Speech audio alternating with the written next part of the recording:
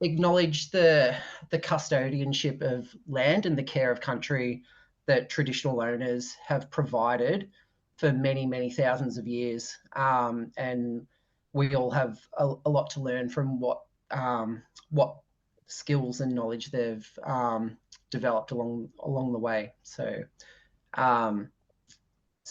yeah, feel free to type in the chat what country you're on today.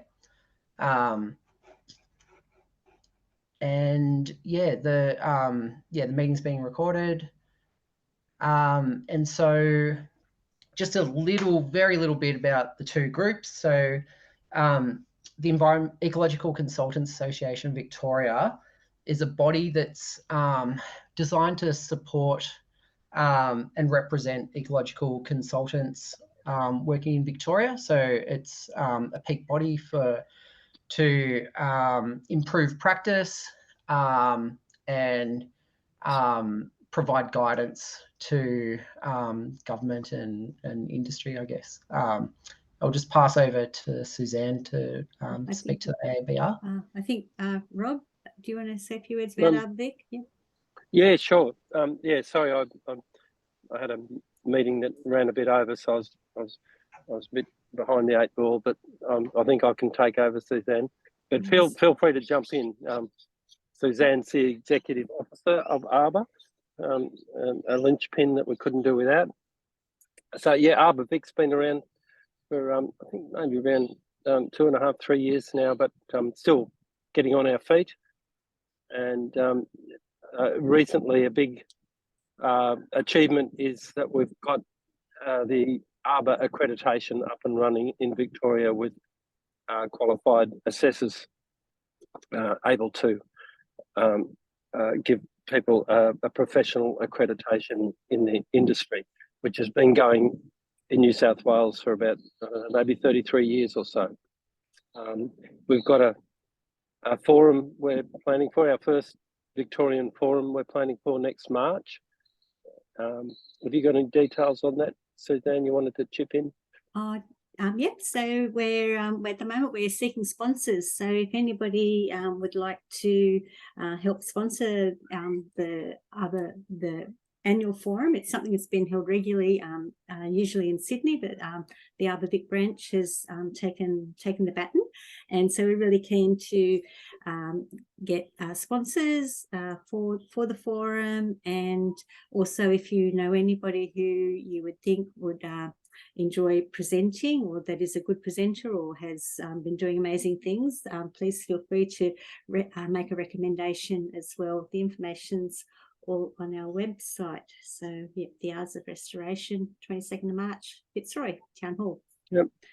All righty, well, time's short, so I'll just briefly introduce Damien. Damien and I have known each other for probably 35 years or so, when we were kicking around the Sandbelt area of Melbourne. Damien's kicking around in the water usually, and has been involved in huge things like the desal plant design and the waterways project down in Brayside, and now also grassland restoration. And he's obviously, probably there's not many people don't know who Damien is, so I don't need to go on.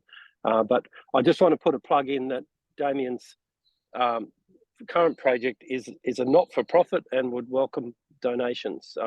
Correct me if I'm wrong, Damien, but I think you're always needing funds to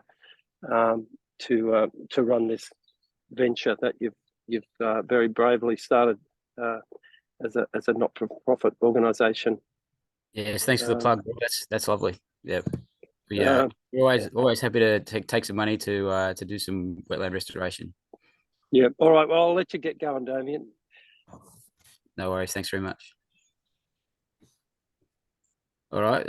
Okay. So I'll start sharing my screen, and we'll kick off.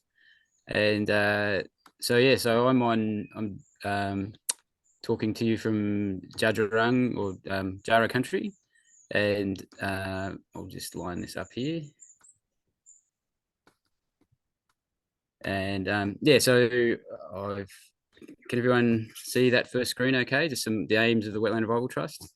Yes. Yep, great, no worries. All right, so Rob's given a bit of an introduction. I've been doing a lot of wetland restoration work for about the last 30 years or so. Did a lot of work down around Melbourne and constructed wetlands and trying to restore natural wetlands as well. And more recently, my partner and I, so Elaine Bays and myself, have started the Wetland Revival Trust. And that sort of came out of doing lots of wetland condition assessments in northern Victoria, and just realizing how many wetlands were degraded. And we got sick of going to wetlands saying, oh, this one's in poor condition and this one's in poor condition. And so we decided we'd try and do something about it. And there was a lot of the assessment which we were doing were around environmental watering, which is kind of like a restoration process, I suppose. It's like trying to restore the hydrology of wetlands. Wetlands that are starved of water because of river regulation, not getting enough water. So at the moment, Gumbow Forest is being watered because it had a bit of a spill out of the Murray River. But because of the way the Murray's managed, basically like a big plumbing system to provide water for irrigated farming, that water level would have dropped away, and the forest would have ceased to being flooded. So there's actually some more environmental water being added into the forest at the moment to encourage the birds to be able to keep breeding and the vegetation to be able to flourish. So environmental watering, I suppose, is a type of ecological restoration activity. But then there's so many things you can do in confluence with as complementary actions to try and restore vegetation and restore the habitat of, like, there's lots of threatened species in these wetlands that we're working in. So basically, we've started the trust, and we want to base our activities on good sound science, and we use a lot of the I'm basing this talk on the Society for Ecological Restoration Australia's standards. So you'll see a bit of that sort of stuff in the talk. We're all about trying to restore hydrological regimes and there's other key ecological drivers, because that's the way to actually get natural recruitment and natural regeneration. If there's seed bank, and if there's ways to get nature to restore, to help her restore herself, then that's obviously a great thing to do, rather than having to go in and do a whole lot of planting and other kind of work. And water's fantastic. It kills lots of weeds, and it can help a lot of the indigenous wetland plants really flourish if you can get the hydrology right. So and there's other fantastic organisations like Nature Glenelg Trust doing lots of fantastic work restoring hydrology as well. So but yeah, we're basically trying to restore ecosystem function, including carbon sequestration, so we can, a lot of these wetlands, people might have heard of blue carbon. There's a new term they're calling teal carbon now, which is the sort of freshwater wetlands, and yeah, looking at how much carbon we can actually trap out of the atmosphere by managing wetlands better. So we're trying to, in a lot of our wetlands, we've had tree canopy death. We've also had loss of understory plants. So a lot of our projects are involving actually trying to restore both canopy and understory species. We're into sort of collaborative governance. We work a lot with the local traditional owners in our area, and and we're trying to engage with all members of the community to basically try and get as many people on board as we can with the idea of wetland restoration. So that's just a bit of an intro into what the Wetland Revival Trust does, and then now I'm going to just show you a little video. Just let me know if the sound works okay. This is just a bit of an introduction to a project. We're about to settle on this property. We were working on Wirra-lo with the former owners, Ken and Jill Hooper, for many years, and they're getting in their 80s, and they needed to sort of pass the baton on. So we've just raised the funds, and yeah, we'll settle on the property on the 14th of September. So which is pretty exciting, and we did, yeah. So for me, it was a big challenge because I've done a lot of wetland restoration work before. I've never done fundraising, so it was quite a new thing for me to get into. But this is a little video that we put together, and it just sort of tells part of the story, and I'll expand on that. But this has just got some nice visuals and sound, and some other people talking, which I think you'll like to hear from. So I'll give this a whirl, and then I'll keep talking at the end.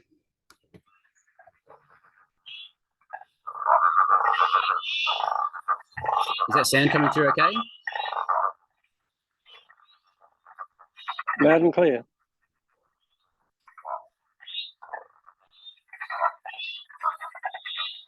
Cook from the Wetland Revival Trust. The Wetland Revival Trust is a not-for-profit organisation, and we work with traditional owners and the rest of the community to protect and restore valuable wetlands in north central Victoria.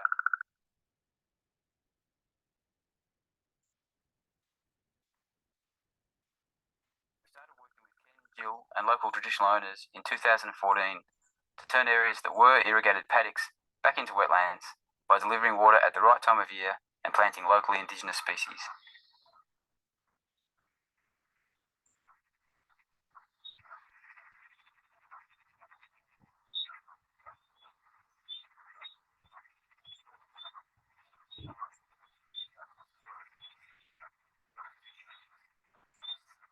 Each individual wetland has specific habitat that the threatened species can use.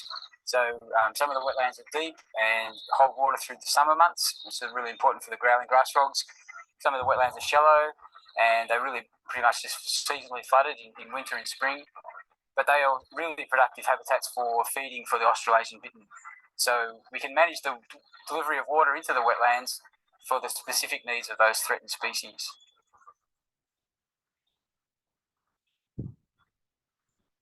Wirra-lo wetlands are incredibly significant ecologically and culturally. This is our supermarket here. This is every part of our tribal ways. We need areas for our young ones to be taught on, like natural classrooms. If we haven't got that, well, the next generation won't learn what knowledge we got. So it's about restoration, but it's also about our restoration as Aboriginal people. So we can start healing. The Wirra-lo wetlands sit on the floodplain of the Loddon River, and a lot of the country around here has been cleared and has been used for irrigated agriculture, and so a lot of biodiversity has been lost from the region. But Wirra-lo sits as an important habitat node on the Loddon River, so it provides this area of habitat. It's really important for the grey crown babbler, which is endangered in Victoria. Ken and Jill have been looking after Wirra-lo for the past 30 years and have been fantastic custodians, looking after the rare and threatened species that live here. And we want to carry their vision forward and look after the place. So if you'd like to support this fantastic project and make a donation, go to our website, the Wetland Revival Trust, and there's a donations page, and all donations are tax deductible.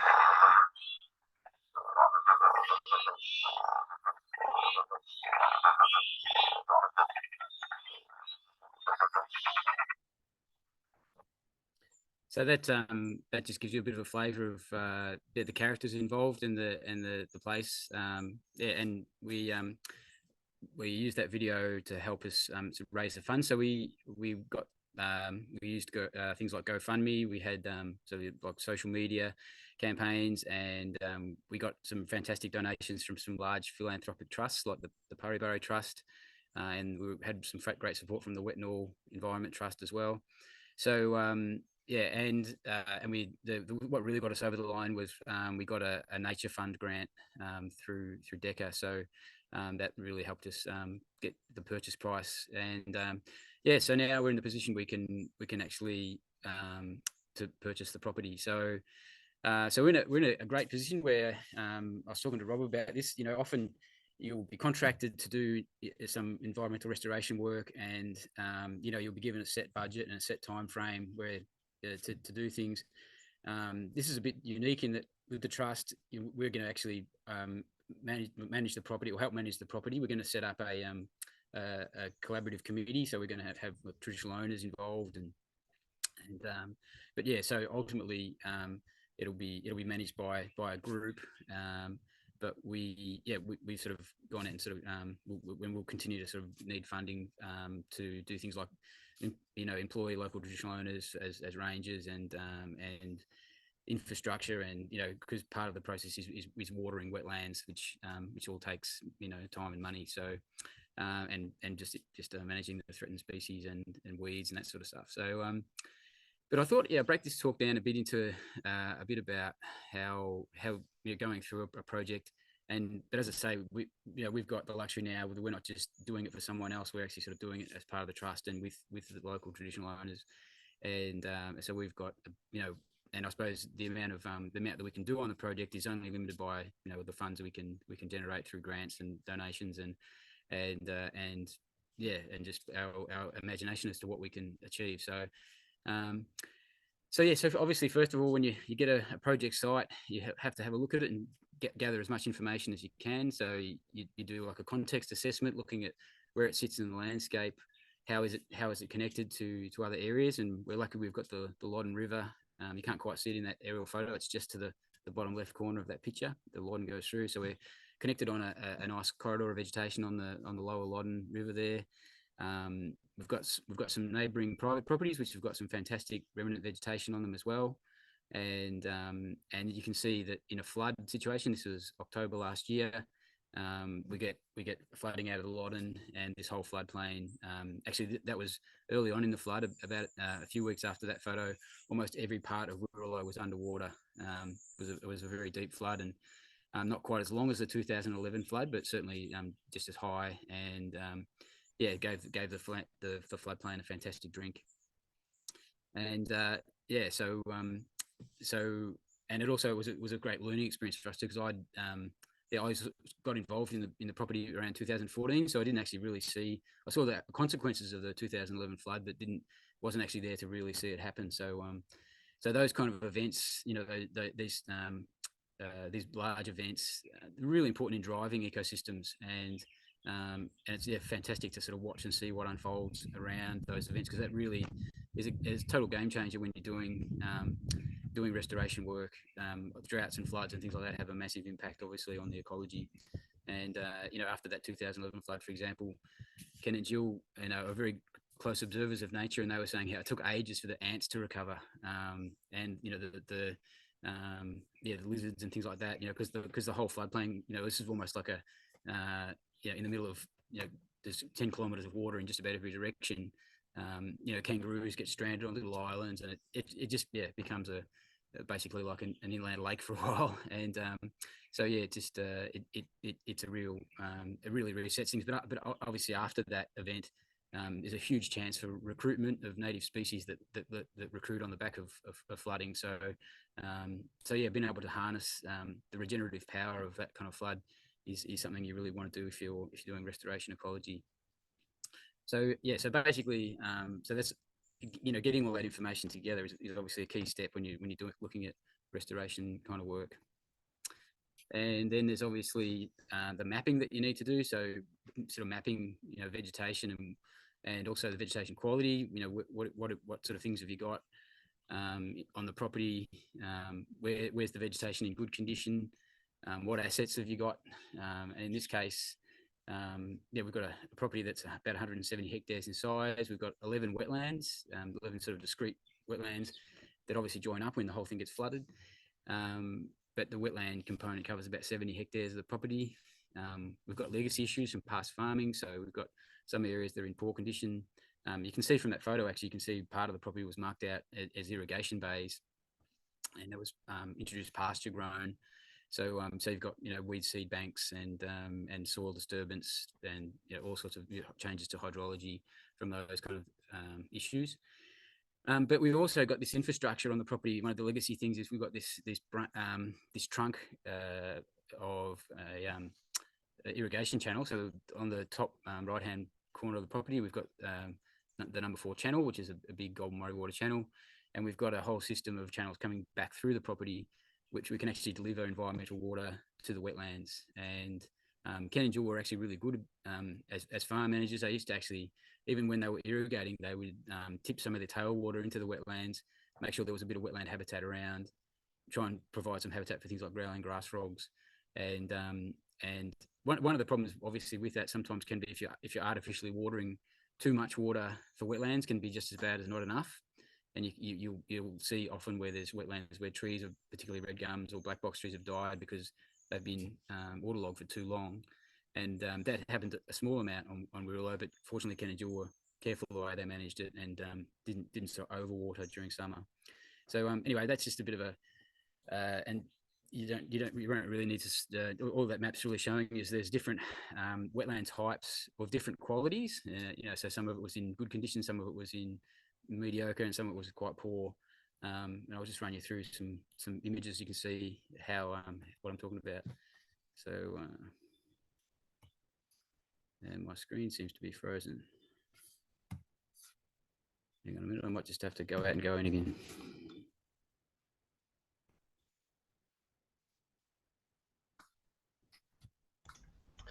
While Damien's doing that, could I just say, if you've got any questions during the chat, during Damien's presentation, just pop it in the chat and we can address them at the end. Cheers. Yeah, I'll try and make sure I leave plenty of time for questions.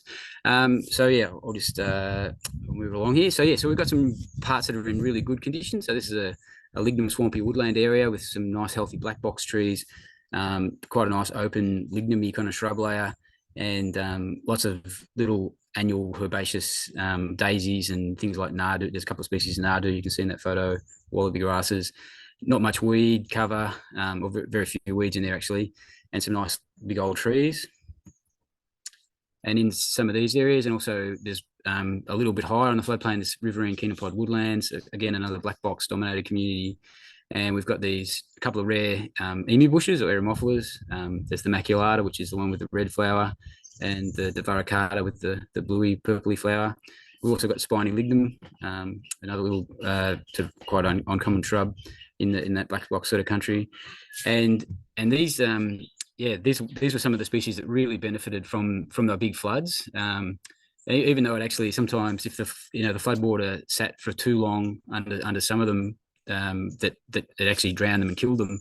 But when the floodwaters receded, there was massive seedling recruitment of some of these eremophila species. So yeah, we've got them spreading around the property. And actually, Ken Hooper, the people Ken and Jill who were buying the property from, said that there wasn't a single eremophila maculata on the property until the 2011 flood, and that's what actually regenerated them on there. Now it's a critically endangered species, and now we've got hundreds of them on the property.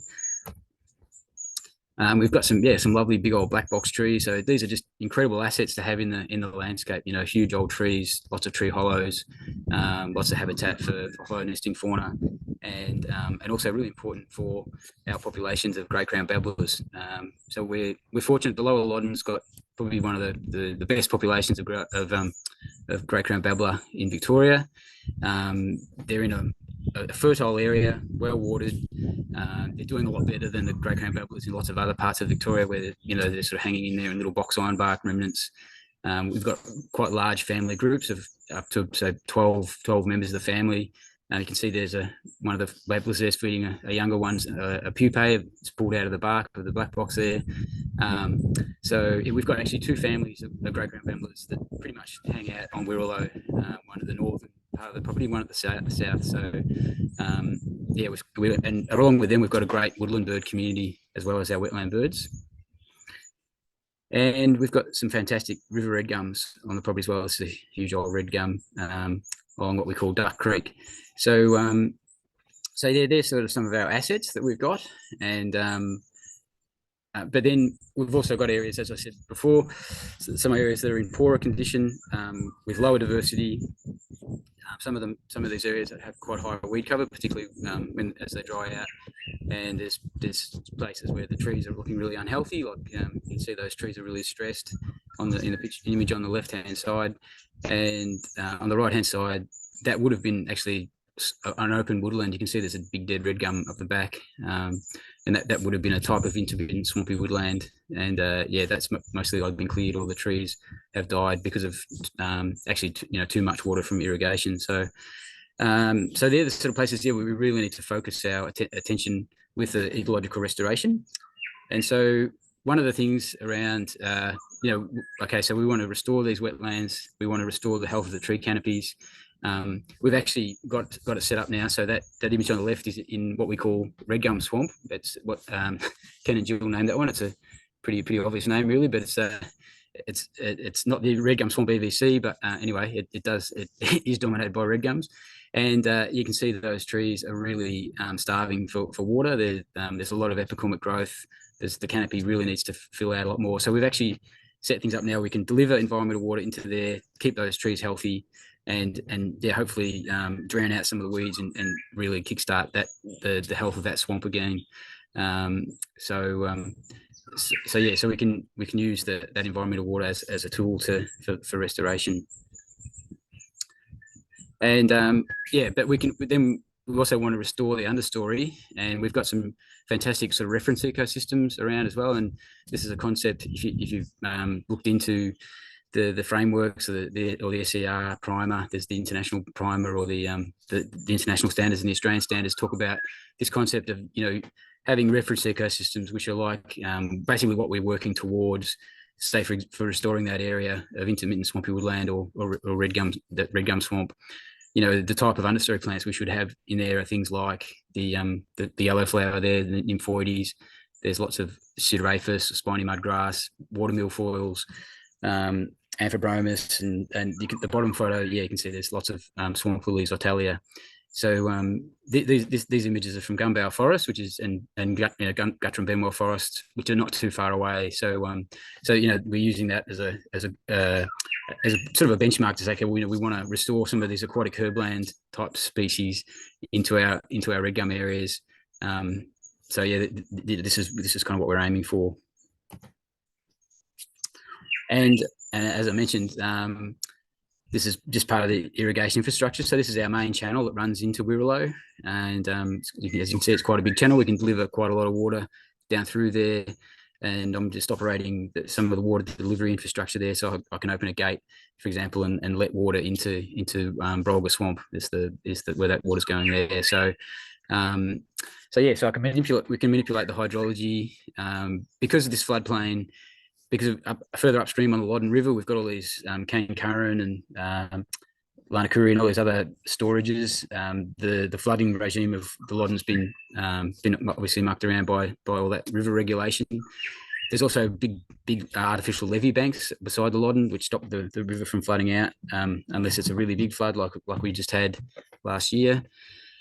And in 2011, but otherwise, you can see why our red gums are so stressed is that they're just not getting the water that they need. So by manipulating the hydrology, we can try and actually restore it back to something more like a natural flooding regime, the natural wetting and drying cycle, and we can use that to sort of assist our re-veg, help control weeds, and actually really spur on the natural recovery. So getting sort of as much natural recruitment as we can. By manipulating that ecological driver, which is the hydrology. We've had a lot of traditional owner involvement in Wirra-lo, and that'll continue. We're really working with all the groups, and so as I said in the chat, I'm here on Dradja Own country at the moment, but a lot of the work we're doing and Wirra-lo itself is on Wemba Wamba country. So it's sort of like a shared country area between those two groups. So there's Uncle Duck. He's planting. That was the first environmental water that got delivered onto Wirra-lo. It was actually the first environmental water delivery onto private land that ever occurred in Victoria, and that was back in 2015. And that was Ken Hooper had decided he wanted to try and create some Brolga habitat on the place. So we had this really nice big shallow gradient wetland that we could re-engage. And I was saying to Ken, well, what are the Brolgas going to nest in? And he said, well, that's your department. You have to you sort that out. So we organised. We grew a whole lot of cane grass and amphibromus and other species that Brolgas would like as nesting material. And we haven't actually had Brolgas nesting there yet, but we've had them come and check it out. So that was always nice when you get a little tick of approval that the fauna that you want come and check it out. And you can see there's Uncle Rick and his son Josh in the bottom photo. So we have done a bit of planting, and it's really just in those areas where the seed bank's been knocked out. We're trying to work towards that reference ecosystem, and we're just putting in sometimes at a reasonably low density some of the herbs and things like water ribbons just to sort of get them back into the system so that they can then start spreading back around. Our stakeholder engagement, yeah, we Uncle Rick is fantastic. He just lives up in Swan Hill, so he's quite happy to come down. He's done a lot of walks and talks with us, and comes and does our welcome to country. So we had a fantastic weekend last year where we had IFA came, the Indigenous Fauna Flora Association came, and we did some fauna flora surveys, and we just in one weekend we found 20 new species we hadn't seen before. So yeah, so we're engaging the wider community in sort of some of that sort of citizen science stuff to help do the monitoring and with Uncle Rick there. And on that weekend, this is just a shot of, you can see we did some fish surveys. We put out some fyke nets, and we, like, 3 of the species we found were native fish we hadn't sort of recorded on the place before. There's some little carp gudgeons there in the picture. So yeah, so that was a way of trying to get people involved, and obviously that's another sort of pillar in the idea of SER is trying to get as much community involvement and participation as you can in these sort of projects. Okay, so some of our restoration activities, as I said, we're trying to encourage natural regeneration, but we're doing some planting and some direct seeding. This is just an example of a planted area. We've got the netting there to keep the birds off. Things like the water ribbons and the nymphoides are very tasty for the birds. So we've got these little nodes of habitat we've planted up quite thickly, and then obviously the netting's long gone off that spot there, and we've got great regeneration. The water ribbons have actually done really well and started spreading themselves by seed. We did quite a lot of direct seeding. Otalia, the swamp lily, which is the white flower there, has done really well from direct seeding at Wirra-lo. It's spread right through, particularly the wetland called Brolga Swamp, and the other plant you can see there on the right hand side of the screen, the green milfoil. There's 2 types of milfoil you can see there. There's red milfoil, obviously, which is red milfoil, and the green one there is actually ridged water milfoil, which is Myriaphyllum porcatum, which is a nationally endangered milfoil. And we did a lot of direct seeding with that species, and it's really flourished. And so in certain years, particularly when we do autumn watering, which we often do deliver our water in autumn, we get a fantastic flush of that that milfoil coming up. It's a little kind of annual milfoil. And so that's been a real success story, getting that established by direct seeding. This just shows a bit of a sequence, and this is again, one of the pillars of doing environmental restoration is good monitoring. And so photo points are a fantastic way to monitor, see how things are going, see how your native vegetation covers going and increasing. So these photos were taken, the first ones in 15, 16, just after that first bit of environmental water went in, and then that last photo was 2021. So you can see we've had great development of the vegetation there. Some of it was planted, some of it was natural regeneration. We had a lot of seed come up of the Eleocharis, and so that's obviously done a fantastic job covering that out. And we've actually got very low weed cover in that area, and that was actually an irrigated paddock. So that was in the past 100% ryegrass, and so that's that's one of the beauties. I love working in wetlands because you can get quite astounding results quite quickly. Terrestrial re-veg can be much more of a hard slog. So with that monitoring, we're using different sort of monitoring tools. We've got Quadrat set up. We do regular bird surveys. We use the index of wetland condition as a way to sort of monitor the wetland health and condition. And you can see that's one of our quadrats there, the marker in the corner. In 2014, that area of wetland had a biota score of 6. And I don't know if you've done wetland index wetland condition before, but basically that's a pretty poor score. There's a lot of weed cover. The indigenous diversity is not that high. You can see that's a flat floodplain area, but it just wasn't getting wet enough prior to the environmental watering. You can see with the watering and the planting that we did by 2021, we had the score up to 16. So quite a massive increase in the condition score, and it's gone from being in poor condition to good condition in that 7-year period. So yes, wetlands you can recover quite quickly, and then that swamp was actually where we first got our growling grass frogs back. We had an absence of growling grass frogs for a few years, and it was pretty exciting when I was doing some weeding there, and I heard a growler. And then since then, I'll talk a bit more about that. But yeah, the growlers have really come back. So yeah, so that's another shot of it. That was the irrigated paddock, and you can see the Italia just absolutely booming along from the direct seeding.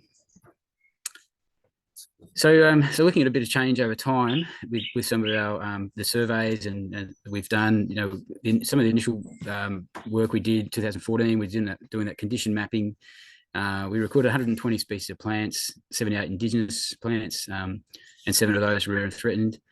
And we've got 46 species of native fauna in that first year, 3 rare and threatened. And so obviously this increase, so if you look by April this year, we recorded 177 species of plants, and 134 of those were indigenous. So we've obviously found a few more weeds along the way, but we've found a huge amount more indigenous species. And now we've got 19 rare and threatened species, and some of them obviously were planted, some of them are just naturally recruited, and we can't really it's hard to tease apart what's just been because we've had a closer look over time and found more species. But obviously some of that's because of the restoration work we're doing as well. And the really massive change is the fauna. You can see we're now up to 56 species of native fauna, and we've got 18 threatened species. So now we're up to 37 FFG listed species on the property. So we're acting as a really important habitat for all these threatened species. And it looks like my screen's frozen again. There we go. This is one of our threatened species. Probably our rarest plant is the stiff groundsel, Senecio berrianus. It was thought to be extinct, and it was rediscovered no one saw it. It was collected a fair bit in the 18th century by early botanists, right through the Murray-Darling system, all the way down to Murray Bridge and down to Casterton in Western Victoria. And then no one collected it for over 100 years, and it was presumed to be extinct. And it was rediscovered around Corop in about the 1990s, and just these tiny little roadside remnants. Subsequently, it's been found in about 5 or 6 other places. Doug Frood found some up at Lake Boga, and there's a population down near Ballarat, but really widespread, really spread apart, genetically isolated populations. And one of the things we've done is collect seeds and cuttings from all the populations and brought them down to Wirra-lo, and we've got now a sort of mixed genetic bank of population there we can collect seed and cuttings from. And one thing we learned during that last flood is we had some fantastic plants growing, like the one in the left here. You can see it's outgrown its guard, it's starting to spread rhizomatously, and we do environmental watering, and it was going really well. Then we had that massive flood, and that plant is actually drowned. So this is one of the things you learn as you go along, that that part of the landscape, it actually floods for longer and deeper than it should, because even when you do get these massive flood events, there's roads and irrigation channels which actually hold the water into where Wirra-lo is, and so it's changed the hydrology in 2 ways. It's made it flood less frequently, but when you do get a massive flood, it holds the water longer and deeper. And so that was a good lesson to learn, and to really observe what happened in that flood, where the Senecio berrianus that survived were all quite high up in the landscape because they didn't get flooded so deeply. So from now on, obviously, where we plant these things at Wirra-lo, we'll make sure they're up nice and high, so we're not wasting valuable rare plants by putting them somewhere they might drown.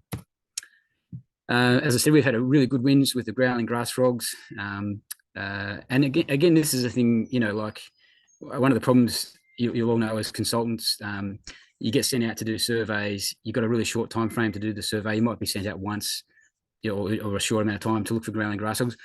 There was no growling grass frogs recorded at Wirra-lo for about 14 years. But they were still obviously around because when we started doing the restoration work, we started hearing them about 2017. And consequently, as we've managed the habitat, we've now got them up to like quite a big population. We've got hundreds of male frogs calling after the 2022 flood. So yeah, we've really had an increase there. Other frogs we've got are things like the painted burrowing frog. That, you know, we hadn't heard them. They've kind of showed up more recently. Nice little frog. One of the other species we're really trying to look after is the Australasian bittern and the Australian little bittern. And obviously by delivering environmental water, we've almost like tried to drought proof Wirra-lo. We can have the habitat there for those species and for the growling grass frogs when the rest of the landscape's too dry. That's one of our bittern wetlands. It's specifically been designed by Matt Herring to be a bittern breeding habitat. So it's got some nice thick areas of tall sedges and reeds and rushes, and there's some open areas for foraging. And that's one of the natural wetland areas where we've just been reintroducing species like the tall spike rush, again, to provide habitat and cover for things like the growling grass frog and Australasian bittern. One of our real surprises after the flood last year, we had freckled duck breeding at Wirra-lo, which was pretty exciting. So freckled duck are FFG listed, endangered in Victoria.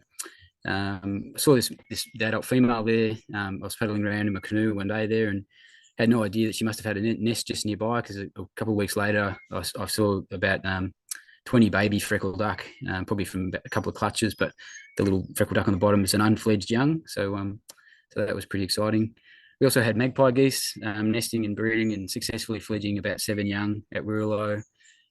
So these are these increases in those numbers of threatened animals I was talking about before. These things were never even seen at Wirra-lo before we started doing all this restoration work, and now they're coming back in. And we're now starting to see things like azure kingfisher as well, which and they're quite regularly arriving, and that's a little young one, so they're probably breeding in the area as well. So the key elements of our 5-year plan, we're going to finalise the purchase. We're upgrading our water delivery. We're going to have an automated water delivery infrastructure. At the moment, we've got this ancient Death Ridge wheel, which Balmoral Water says we have to get rid of. We're going to establish our management group. We're implementing our threatened species management plan. So we're going to start to introduce some of the small-bodied native fish like southern pygmy perch and purple spotted gudgeon. We've got our biggest wetland, Lignum Swamp South. We're going to do some really intensive restoration of. So we've got some funding to do that in the near future, and just obviously keep on top of our pest plants and animals, and just keep monitoring tree health. And Jeff Ugovic asked me, he said, make a plug. He said, you want to make sure we keep an eye on them. We do have brush-tailed possums, and we actually at the moment don't really have an overgrazing issue, but obviously, we'll be keeping an eye on those sorts of things. Thanks for listening. I think, hopefully I've left enough time for some questions there. So, and a bit of discussion. So, that's my little rave about Wirra-lo. So I should plug. I'll just do a final plug. If you do feel moved to make a donation, we've got a donations page. There's the Wetland Revival Trust website there. Check it out. So you can see some of our other projects on there as well. Ooh. Thank you so much, Damien. That's awesome. Did you want to say anything, Rob, or should I just go to questions? Yeah, no, I'll let you go for it. Thanks, Matt. Beautiful. We have had a few questions, so I might just work my way through them. The first one's from David, and it's regarding if you broadcast the aquatic plant seed, or whether you have to hold it to the ground in some way. So like the Myrophyllum. Yeah, that's a good question. I just did, what I do usually do if I'm doing something like direct seeding those species is make little mud balls. As a kid, I used to love playing with mud pies, and as an adult, I'm not really much different. So basically get just some of the local mud, make it to a nice consistency that I can make little mud balls, and I'll get a mix of seed, and I'll press the seed into the mud balls, and I'll just broadcast them into the right sort of depth of water. I think that once we've delivered the water and it's all settled down and the turbidity's dropped out, then the seed is actually encased in those little mud balls, and the idea is that that just germinates from there. So that's the way we get to contact and stay in place. Problem with a lot of wetland seed is it floats, and if you do direct seeding, and as you get a wind, all the seed will just blow to one edge. So so you've got to actually try and anchor it in place somehow. The other way you can do it is on a drawdown. So as the water's drying out, you can broadcast seed then as well, just onto the drying mud. That can be a great place for things to germinate and get really good germination success. The problem is, then you're at the mercy of the water a bit. If the water dries out really quickly, say in spring, and you're heading into a hot, windy spring and summer, you might not get your recruitment surviving. So but yeah, so doing it with the mud ball works really well in autumn for those species like Myriophyllum pulchatum is an autumn germinator. So yeah, knowing the ecology of your species obviously is really key. Oh, great, thank you. We've got another one from Tracy regarding the bitterns and whether they were already present on site, do you think, or just how far they're able to disperse in the landscape if they weren't already present, and also what changes to the habitat would benefit them particularly? Yeah, bitterns are big movers. They are really quite dispersive. Like, I don't know if people have heard of Robbie the bittern, but there's been a bit of Matt Herring's done some awesome research, and others attaching radio tracking devices, GPS tracking devices to Australasian bitterns in the rice fields, and who've been fledged in the rice fields, and they've tracked them moving hundreds of kilometres down to coastal wetlands, Toot Swamp, and down to the southwest of Victoria. Those birds, that were born in the rice fields in New South Wales, so they can move quite long distances. So yeah, so there was probably bitterns passing through back and forth around Wirra-lo, and we've got sound recordings in 2000 when we first watered Lignum Swamp South as an experiment in about 2016. We had a male booming in there, and then more recently we've had a few bitterns there this last summer. So so they're obviously flying around, and if they see the habitats there, they'll drop in and use it. Same with the little bittern. We saw our first little bittern last December. Yeah, the main changes to the habitat we're trying to make for them are they need thick vegetation, and yeah, one of the challenges I suppose for us is maintaining a balance of habitats. We want to have, like you can see in that image, that last image I had, the open wetlands, things like the egrets and spoonbills and a lot of the ducks and things like those open wetlands for foraging. The bitterns like to forage around the edge of dense vegetation, but they don't like wetlands that are totally chock-a-block with sedges and kabungi and things like that. So one of our challenges with delivering water is actually maintaining a balance between sort of nice dense habitat like the bitterns would like to hide in and nest in, but also maintaining open habitats and trying to control the density of lignum and things like that. That's some real challenges there for our wetland management. And we do have some problematic species. We don't have spiny rush on site. There's some nearby, and it's we don't really have it as a problem at Wirra-lo. We do have some boxthorn, but that mostly drowns when we get a flood. So we're more, some of our worst weeds are grassy annual weeds. Like this year, we're going to have a pretty good crop of oats and rye in some places. But again, that's one of the reasons I work north of the divide in wetlands, because I'm probably a bit lazy and I just like things to be simple and easy. And I don't like perennial weeds that you have to spray nasty chemicals on.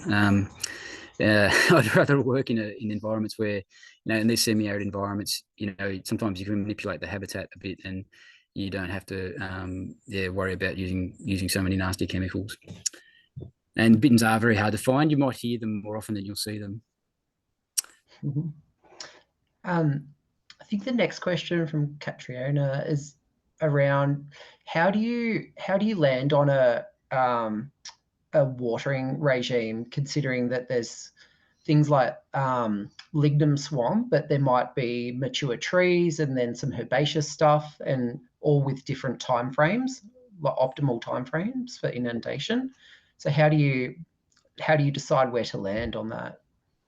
Yeah, it's a real balancing act, and it is a real thing of trying to consider all of the species you've got. So I think sometimes we fall into a trap of trying to manage for one species, and even just the whole idea of having bitten wetlands is a bit crazy, really. Like, I mean, okay, hopefully bitters will live in them and breed in them, but hopefully there's also going to be a massive diversity of other things in there as well.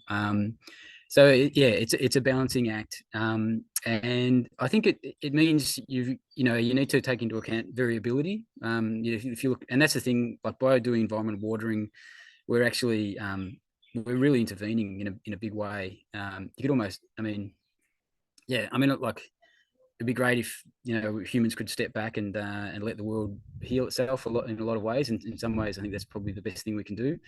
But in some of these situations, we do need to actually intervene a fair bit, particularly when we're trying to stop some threatened species becoming extinct.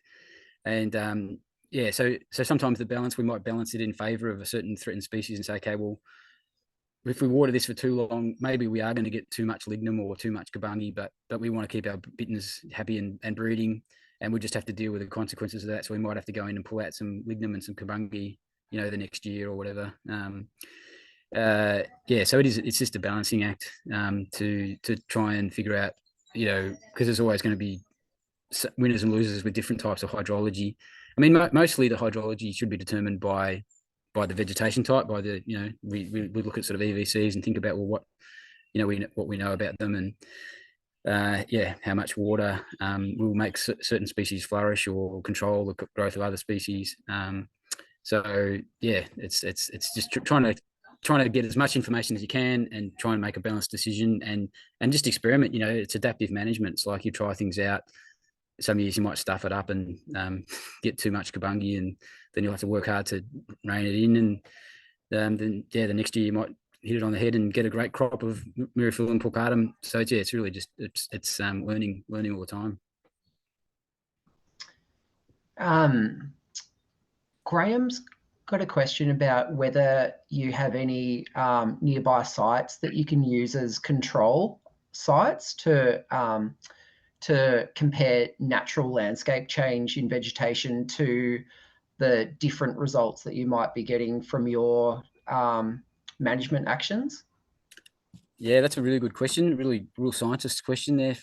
But I expect nothing less from Graham. But we've actually got a project at the moment where we're working with the Blue Carbon Lab at Deakin Uni, and we've got some control sites where we're looking at the difference between restored sites and non-restored sites for vegetation, basically vegetation growth and cover and build up, and greenhouse gas exchange, and methane production and carbon dioxide production and sequestration. So yes, it's really important to look at what we're doing as interventions, and it's sometimes it's quite hard to pick apart what we're doing and what's climatic, and but we have got some experiments going around that at the moment.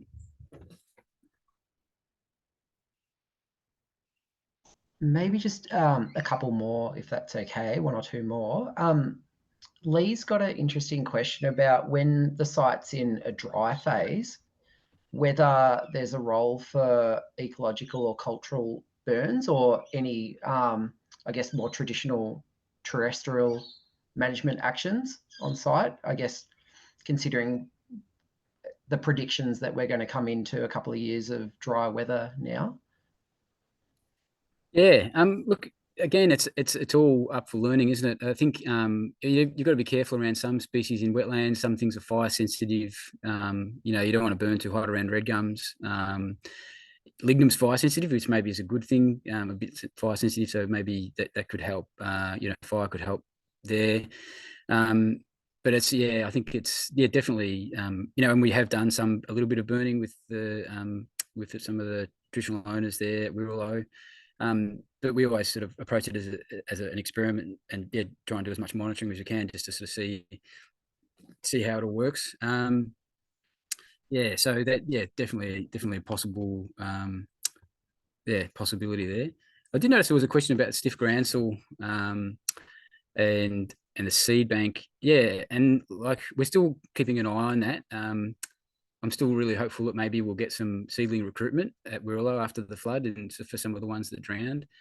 But I've seen other sites before where there was some ex situ kind of plantings of stiff groundsel that got flooded, and there was didn't really get very good recruitment after the flood. So it's tricky. It's tricky, actually. That's a really tricky thing to do, is to put them in the landscape. I call them Goldilocks species. They like things to be just right, and if you put them somewhere too deep, they'll drown, and if you put them somewhere too high up, it'll be too dry. And it's always really hard to reach the higher parts of the landscape with environmental water, because you quite often don't have enough water or the infrastructure to push the water up into those higher parts. So it's a balancing act and a matter of trial and error and adaptive management, I suppose.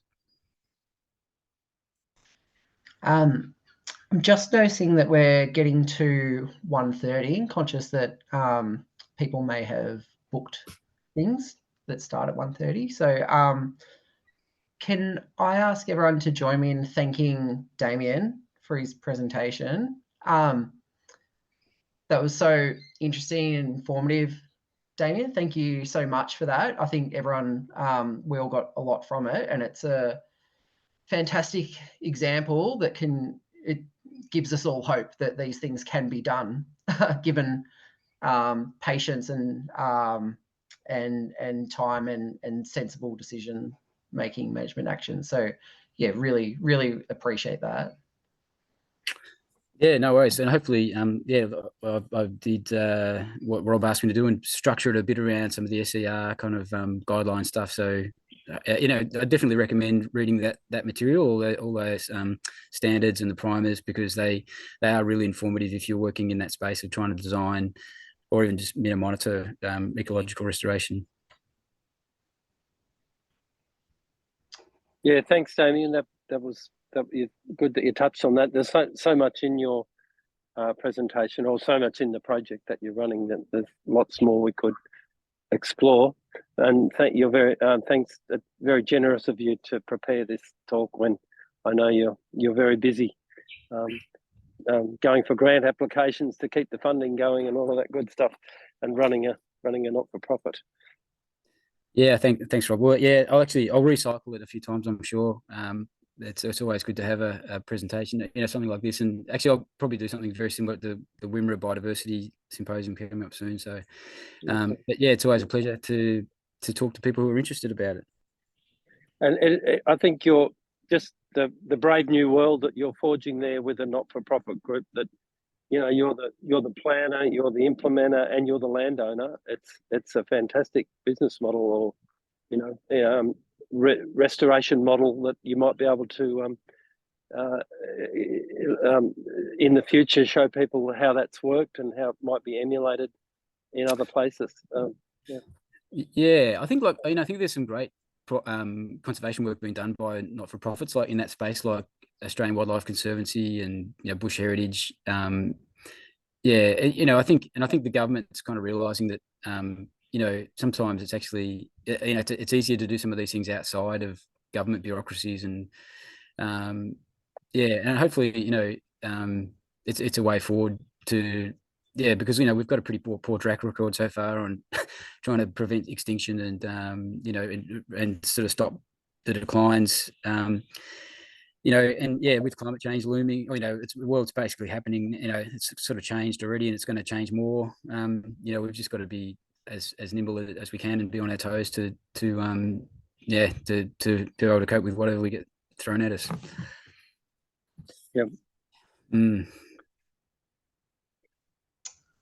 Okay, thanks everyone, and we'll look forward to the next presentation. Any ideas, please feed them into Arbor and ECA, and I guess Damien, you'll take email questions if people have got more